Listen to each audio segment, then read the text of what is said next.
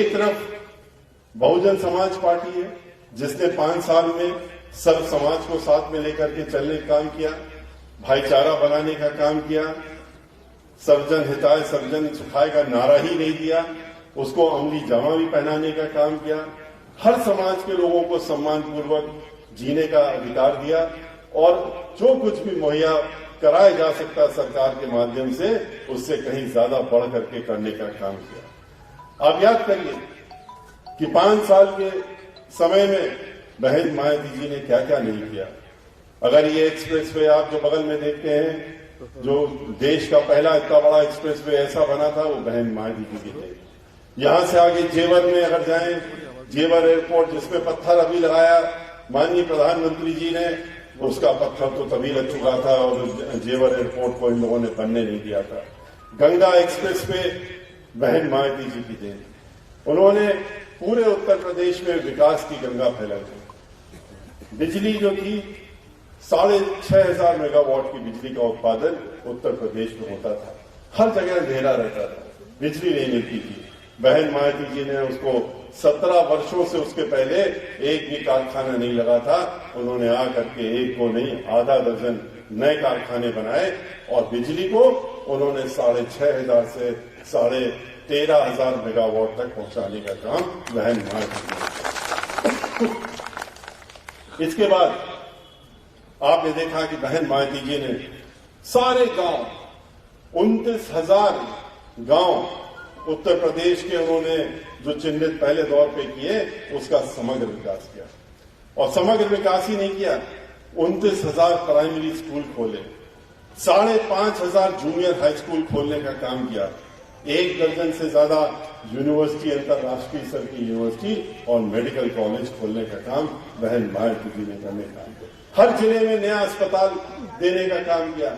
वृंदावन में 550 करोड़ रुपए देकर के मथुरा और वृंदावन का समग्र विकास बहन मायावती जी ने किया। इन्होंने तो सिर्फ धर्म के नाम पे मुखौटा ओढ़ा और वोट मांगने का काम किया, लेकिन बहन मायावती जी ने तो अमली जामा पहनाने का काम किया, भगवान के नाम पे कभी वोट नहीं मांगा। 550 करोड़ खर्च करके वृंदावन में जहां पर सीवर लाइन भी नहीं थी, पानी की लाइन नहीं थी, बहन मायावती जी ने सीवर लाइन डलवाने का काम किया, पानी लाइन डलवाने का काम किया और सड़क को चौड़ीकरण करके पूरा परिक्रमा मार्ग जो था वृंदावन से लेकर के और उन्होंने गोवर्धन तक उसको पूरा का पूरा समग्र उसको सड़क को चौड़ीकरण करके बनाने का काम किया। यहां पर वृद्धा आश्रम नहीं था, विधवा आश्रम देने का काम किया, 1 नहीं 2 विधवा आश्रम दिए। बिजली घर नहीं था, बिजली चली जाती थी आए दिन मथुरा में और वृंदावन में, तो बिजली घर भी नया बनाने का काम किया। बस अड्डा नहीं था, बस अड्डा देने का काम किया। लोगों को बहुत दूर से आना पड़ता था, वहां पर टोल टैक्स लगता था, उस टोल टैक्स को भी खत्म करने का काम बहन मायावती जी ने किया था। एक यहाँ पर लोगों की मांग थी कि मेला होता है उसको सरकारी मेला घोषित कर दिया जाए जिससे कि उसमें कभी दिक्कत ना आए। कई वर्षों से लोग उसके लिए पीछे लगे थे, लेकिन किसी ने नहीं सुध ली। बहन मायावती जी की सरकार में उसको मेला भी घोषित करने का काम उसी सरकार में हुआ। इतना ही नहीं, जहां जहां भी समग्र विकास की जरूरत थी पूरे वृंदावन और मथुरा में वो करने का काम बहन मायावती जी की सरकार में किया गया था।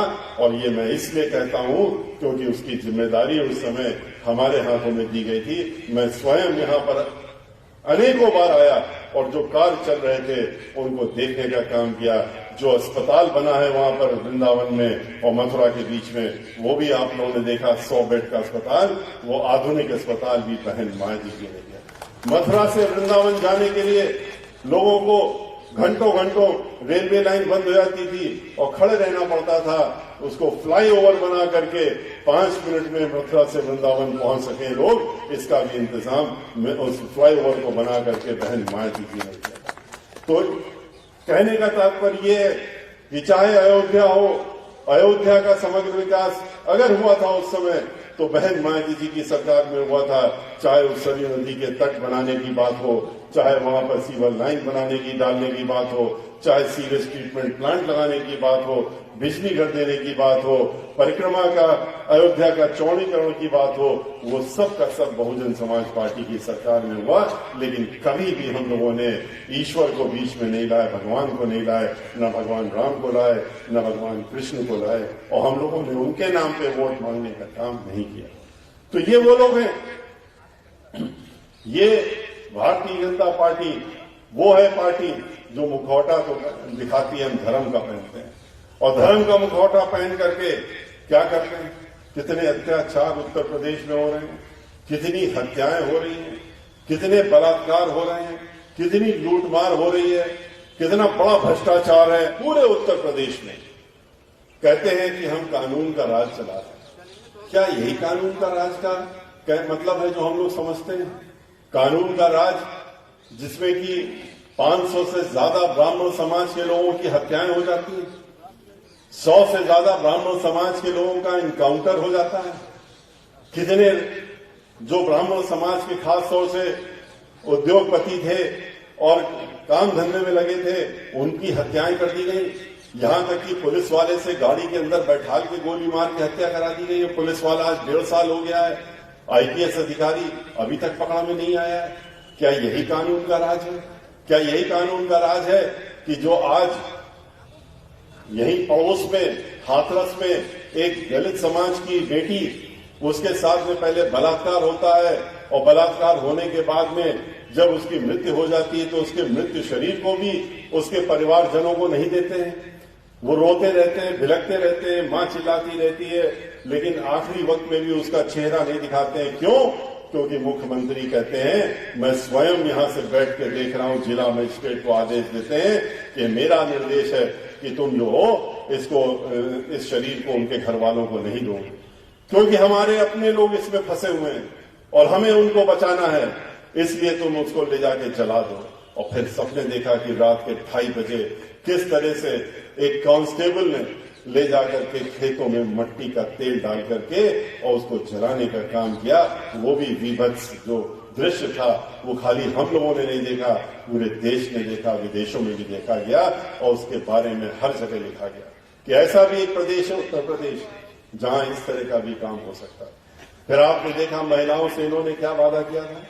वोट लेने के लिए इन्होंने इतनी झूठ बोले, इतने झूठ बोले कि जिसकी इंतहा कर दी इन्होंने। सबसे झूठ बोला कि वोट के नाम पे किसानों से कहा कि हमको वोट दे दो, हम तुम्हारी आमदनी 2 गुना कर देंगे। क्या किया किसानों के साथ में? किसानों की जमीन तक तो कब्जा करने की पूरी कोशिश, योजना बना दी, 4 काले कानून ला दिए, और इस तरह के कानून बनाए कि मजबूरन ये जमीन उसको ठेके में देनी पड़े उद्योगपतियों को, जिससे कि कभी वापस ना आ सके। विरोध किया उन्होंने, 700 किसानों की जान गई, 700 किसानों ने शहादत दी, इनके ऊपर कोई असर नहीं हुआ। उनका आंदोलन रोकने के लिए इन्होंने लखीमपुर में 4 किसानों को तो गाड़ी के नीचे कुचल करके भी मारने का खुलेआम काम करने का काम किया। और जिस मंत्री के लड़के और जिस मंत्री का नाम आया चार्जशीट में, उसके बाद आपने देखा कि आज भी उसको इस सरकार में मंत्री बना के रखा है, हटाया नहीं है उस सरकार। और क्यों नहीं हटाया? क्योंकि वो जानते हैं कि वो मंत्री कहते धमकी दे रखी है कि अगर तुमने हमको हटाया तो हम खुलासा कर देंगे कि ये तो तुम्ही लोगों के कहने से हमने किया था, अपने पार्टी के जो ऊंचे बैठे पद में लोग हैं उनके कहने से हमने इसको किसानों को मारने का काम किया था। किस तरीके से रेणु शर्मा नाम की लड़की, यहां पर महिला जो कि हाथरस में एक जिला पंचायत की पूर्व अध्यक्ष, सिर्फ इतना ही तो दोष था कि वो राजनीति में थी और भारतीय जनता पार्टी वाले उसके विरोध में रहते थे। उन इतना नाराज हो गए उससे कि उसके ऊपर फर्जी मुकदमे डलवा करके उसको जेल में भिजवा दिया, उसके पति और उसके सभी लोगों घर को जेल में भिजवा दिया, अलग अलग जेलों में भेज दिया पूरे उत्तर प्रदेश में। जब महिला की तबीयत बिगड़ने लगी उसके बाद भी उसको जेल से नहीं आने दिया। फिर अंततः उसकी बेल हो गई। जब बेल हो गई, अदालत से बेल हो गई, उसके बाद भी उसको जेल से बाहर नहीं आने दिया। 15 दिनों तक जेल के अंदर रखा, तभी आ पाई वो बाहर जब उसकी जेल के अंदर मृत्यु हो गई। उसके बाद उसका मृत्यु शरीर ही जेल से बाहर आई। ऐसी सरकार